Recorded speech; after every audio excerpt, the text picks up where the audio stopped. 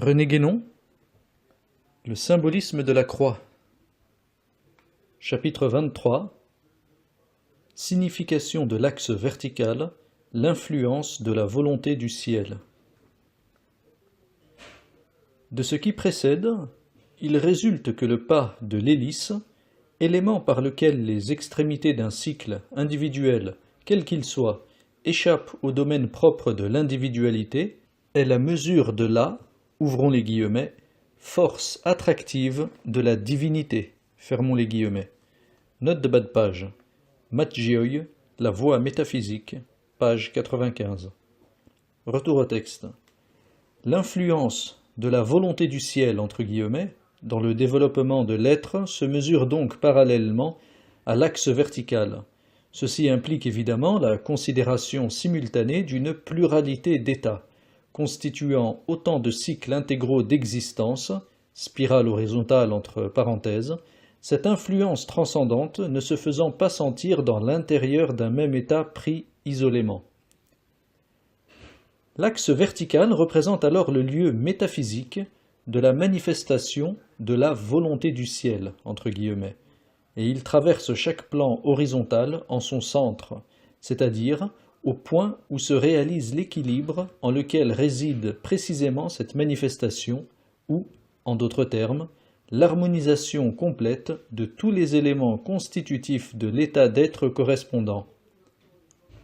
C'est là, comme nous l'avons vu plus haut, ce qu'il faut entendre par l'invariable milieu, entre guillemets, Chong-Yong, entre parenthèses, où se reflète, en chaque état d'être, ouvrons la parenthèse, par l'équilibre qui est comme une image de l'unité principielle dans le manifesté, fermons la parenthèse, l'activité du ciel, entre guillemets, qui, en elle-même, est non agissante et non manifestée, bien que devant être conçue comme capable d'action et de manifestation, sans d'ailleurs que cela puisse l'affecter ou la modifier en quelque façon que ce soit, et même, à la vérité, comme capable de toute action et de toute manifestation, précisément parce qu'elle est au-delà de toutes les actions et manifestations particulières.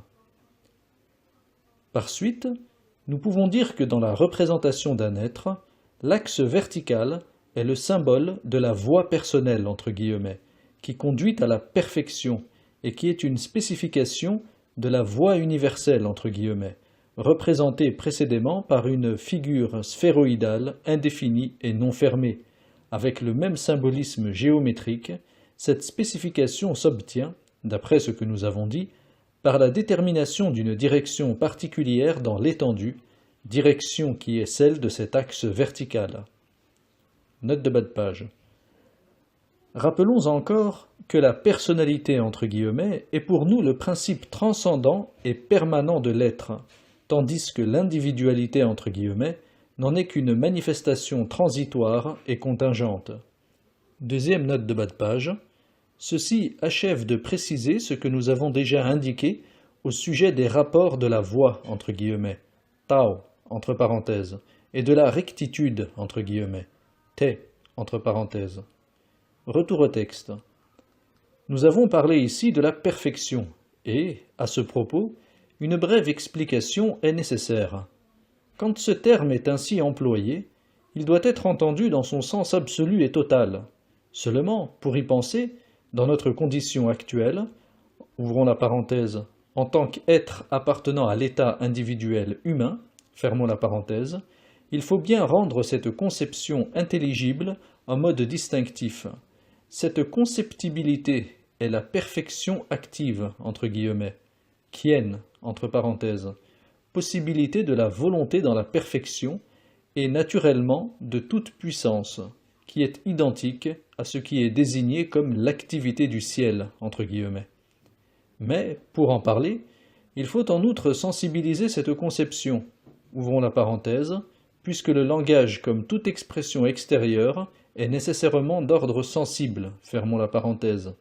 C'est alors la perfection passive, entre guillemets, Koen, entre parenthèses, possibilité de l'action comme motif et comme but. Kien est la volonté capable de se manifester, et Koen est l'objet de cette manifestation.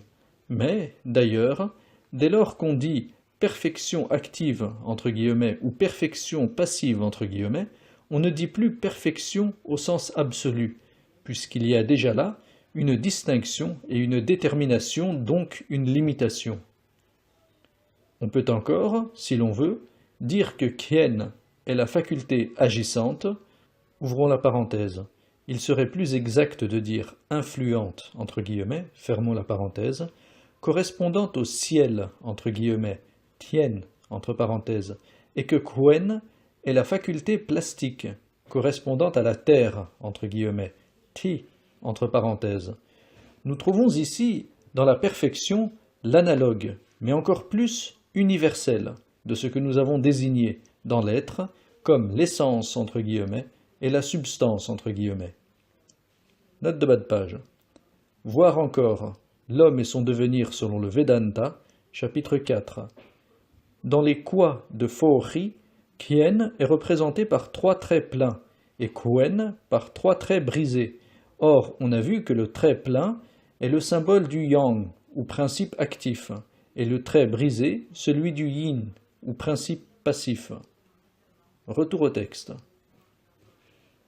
En tout cas, quel que soit le principe par lequel on les détermine, il faut savoir que Kien et Kwen n'existent métaphysiquement que de notre point de vue d'être manifesté, de même que ce n'est pas en soi que l'être se polarise et se détermine en essence entre guillemets et substance entre guillemets, mais seulement par rapport à nous, et en tant que nous l'envisageons à partir de la manifestation universelle dont il est le principe et à laquelle nous appartenons.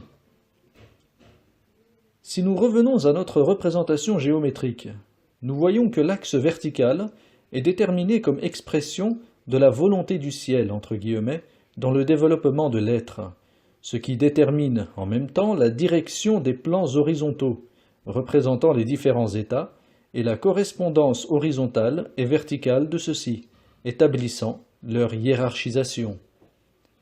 Par suite de cette correspondance, les points limites de ces états sont déterminés comme extrémités des modalités particulières. Le plan vertical qui les contient est un des plans de coordonnées, ainsi que celui qui lui est perpendiculaire suivant l'axe. Ces 2 plans verticaux tracent dans chaque plan horizontal une croix à 2 dimensions, dont le centre est dans l'invariable milieu, entre guillemets. Il ne reste donc plus qu'un seul élément indéterminé. C'est la position du plan horizontal particulier qui sera le 3e plan de coordonnées.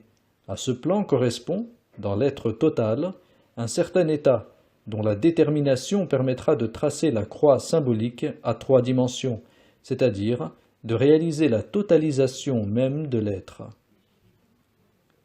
Un point qu'il importe de noter encore, avant d'aller plus loin, est celui-ci.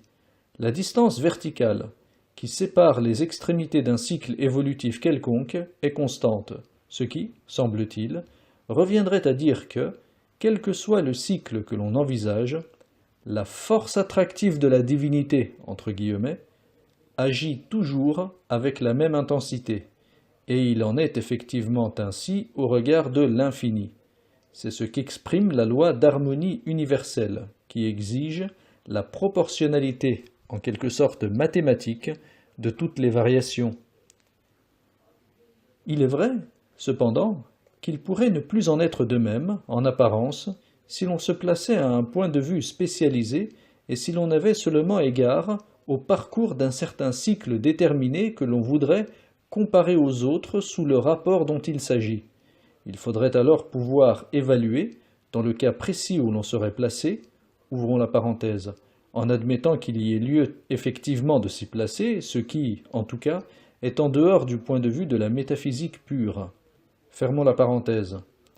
La valeur du pas de l'hélice, mais, ouvrons les guillemets, nous ne connaissons pas la valeur essentielle de cet élément géométrique, parce que nous n'avons pas actuellement conscience des états cycliques où nous passâmes, et que nous ne pouvons donc pas mesurer la hauteur métaphysique qui nous sépare aujourd'hui de celui dont nous sortons. Fermons les guillemets. Note de bas de page. Matt Joy, La voie métaphysique, page 137-138. Retour au texte. Nous n'avons ainsi aucun moyen direct d'apprécier la mesure de l'action de la volonté du ciel, entre guillemets. Ouvrons les guillemets. Nous ne la connaîtrions que par analogie, ouvrons la parenthèse, en vertu de la loi d'harmonie, fermons la parenthèse, si, dans notre état actuel, ayant conscience de notre état précédent, nous pouvions juger de la quantité métaphysique acquise, et, par suite, mesurer la force ascensionnelle. Note de bas de page.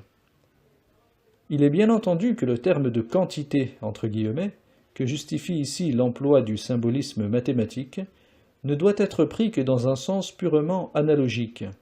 Il en est d'ailleurs de même du mot force, entre guillemets, et de tous ceux qui évoquent des images empruntées au monde sensible. Retour au texte. Il n'est pas dit que la chose soit impossible, car elle est facilement compréhensible, mais elle n'est pas dans les facultés de la présente humanité. Fermons les guillemets. Note de bas de page. Ibidem, page 96. Dans cette dernière citation, nous avons introduit quelques modifications, mais sans en altérer le sens, pour appliquer à chaque être ce qui était dit de l'univers dans son ensemble. Ouvrons les guillemets. L'homme ne peut rien sur sa propre vie, parce que la loi qui régit la vie et la mort, ses mutations à lui échappent. Que peut-il savoir alors de la loi qui régit les grandes mutations cosmiques, l'évolution universelle? Fermons les guillemets. Ouvrons la parenthèse. Chuang-Tzu, chapitre 25. Fermons la parenthèse. Dans la tradition hindoue, les Puranas déclarent qu'il n'y a pas de mesure des kalpas antérieurs et postérieurs, c'est-à-dire des cycles qui se rapportent aux autres degrés de l'existence universelle. Retour au texte. Remarquons encore, en passant, et simplement pour indiquer, comme nous le faisons chaque fois que l'occasion s'en présente, la concordance qui existe entre toutes les traditions, que l'on pourrait, d'après ce que nous venons d'exposer sur la signification de l'axe vertical, donner une interprétation métaphysique de la parole bien connue de l'Évangile, suivant laquelle le Verbe, ouvrons la parenthèse, ou la volonté du ciel, entre guillemets, en action, fermons la parenthèse, est, par rapport à nous, entre parenthèses, ouvrons les guillemets, la voie, la vérité et la vie, fermons les guillemets. Note de bas de page. Afin de prévenir toute méprise possible, étant donné les confusions habituelles dans l'Occident moderne, nous tenons à bien spécifier qu'il s'agit ici exclusivement d'une interprétation métaphysique, et nullement d'une interprétation religieuse. Il y a, entre ces deux points de vue, toute la différence qui existe dans l'islamisme entre la haqiqa, ouvrons la parenthèse, métaphysique et ésotérique, fermons la parenthèse, et la sharia, ouvrons la parenthèse, sociale et exotérique, fermons la parenthèse. Retour au texte. Si nous reprenons pour un instant notre représentation microcosmique entre guillemets du début, et si nous considérons ces trois axes de coordonnées, la voie, entre guillemets, ouvrons la parenthèse, spécifiée à l'égard de l'être envisagé, fermons la parenthèse, sera représentée, comme ici, par l'axe vertical. Des deux axes horizontaux, l'un représentera alors la vérité, entre guillemets, et l'autre la vie, entre guillemets. Tandis que la voie, entre guillemets, se rapporte à l'homme universel, entre guillemets, auquel s'identifie le soi, entre guillemets, la vérité, entre guillemets, se rapporte ici à l'homme intellectuel, et la vie, entre guillemets, à l'homme corporel, ouvrons la parenthèse, bien que ce dernier terme soit aussi susceptible d'une certaine transposition, fermons la parenthèse. De ces deux derniers, qui appartiennent l'un et l'autre au domaine d'un même état particulier, c'est-à-dire à un même degré de l'existence universelle, le premier doit ici être assimilé à l'individualité intégrale, dont le second n'est qu'une modalité.